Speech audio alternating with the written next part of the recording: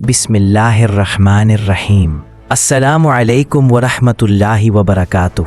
आप देख रहे हैं स्कोप ट्रेंड्स हराइजन, वो मकाम जहां तारीख सिर्फ पुराने वाक़यात नहीं रहती बल्कि आज की हवा में सांस लेने लगती है, जहां हम माजी की मिट्टी को हटाकर वो चमकता हुआ जौहर निकालते हैं जो इंसानियत को सदियों से जिंदा रखे हुए है, जहां हम वो कहानियां नहीं सुनाते जो तारीख की किताबों ने लिखी हों। हम वो कहानियां सुनाते हैं जो दिलों की किताबों पर लिखी जाती हैं, जो कभी पुरानी नहीं होती। आज हम दाखिल हो रहे हैं एक ऐसी रूहानी दास्तान में जो दुनिया के तख्त से शुरू होती है और अल्लाह के कुर्ब पर ख़त्म। आज हम चल रहे हैं सफ़रे इश्क़े इलाही के उस बादशाह के साथ जिसने सब कुछ छोड़कर सबसे बड़ा सब कुछ पा लिया। हज़रत इब्राहीम बिन अदहम, नाम जिसका सिर्फ हर्फ नहीं, एक पूरी कायनात है।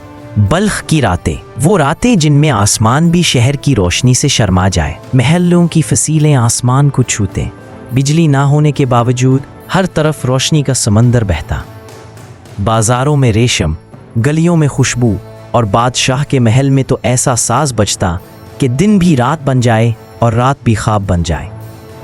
मगर इसी चमकती दुनिया की गोद में एक बच्चा पल रहा था जिसका दिल दुनिया के सोने से ज़्यादा आसमान के सुकून को याद करता था। वो बच्चा था इब्राहीम बिन अदहम। जवान हुआ तो बादशाह बन गया, लेकिन बादशाही ने उसे बादशाह नहीं बनाया।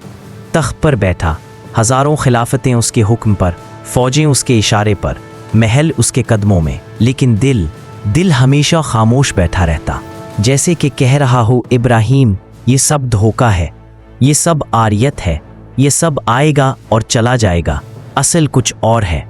दुनिया उसे बादशाह कहती थी, मगर उसका दिल उसे मुसाफिर कह रहा था।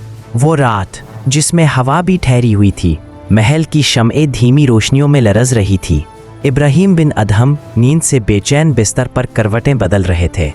दिल में वही अजीब सी तड़प, जैसे रूह किसी और दरवाजे पर दस्तक दे रही हो। आखिरकार वो नींद छोड़कर महल की छत पर आ गए। चांद उनके सामने यूं खड़ा था जैसे कोई राज सुनाना चाहता हो। और फिर छत पर भागने की आवाज़। बादशाह चौंक गए। कौन है यहाँ, कौन भाग रहा है? अंधेरे से एक आवाज़ आई, अपना खूंट ढूंढ रहा हूँ।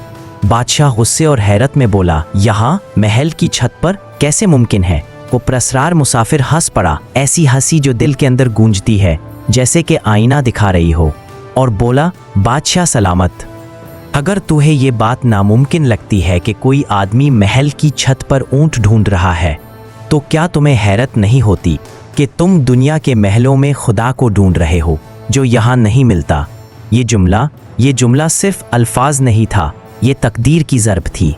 उसने इब्राहीम बिन अदहम के दिल का दरवाज़ा ऐसे खोल दिया जैसे हज़ारों साल से बंद हो। उनका जिस्म जम गया, सांस रुक गई, रूह लरज़ गई। वो जान गए, मुझे रास्ता बदलना है, अभी इसी लम्हे। कुछ दिनों बाद इब्राहीम बिन अदहम शिकार के लिए निकले। दिन धूप से भरा हुआ था, घोड़ा दौड़ता था, मुसल्ला लश्कर, और सब कुछ वैसा ही जैसा हर बादशाह चाहता है।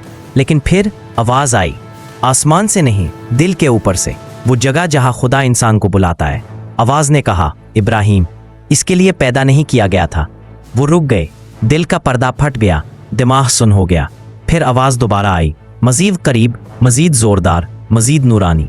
तुझे बादशाही के लिए नहीं, मेरा कुर्ब पाने के लिए पैदा किया गया है। घोड़े की लगाम हाथ से गिर गई। बादशाह रोने लगे, जैसे किसी ने उनके सीने से दुनिया का 1000 साल पुराना बोझ निकाल दिया हो। उसी लम्हे उन्हें यकीन हो गया, इब्राहीम दुनिया के लिए नहीं, अल्लाह के लिए है। वो वापस महल आए, लेकिन इस बार उनकी चाल बादशाहों जैसी नहीं थी।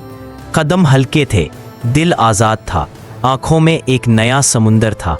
उन्होंने तख्त को देखा, वो तख्त जो सब के लिए शान था, लेकिन उनके लिए एक कैद खाना था।